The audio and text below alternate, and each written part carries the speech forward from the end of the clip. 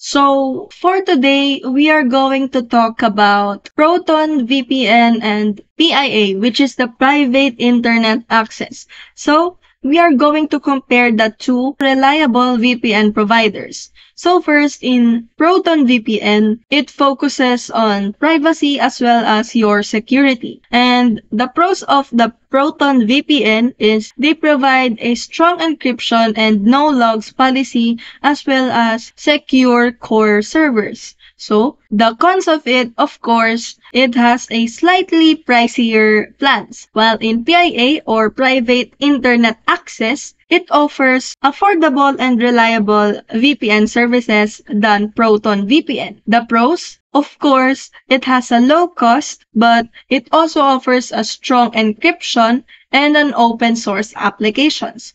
And the cons, it is based in the United States. In comparison, choose Proton VPN for your privacy and choose PIA for affordability. And in conclusion, for privacy uses, Proton VPN is better.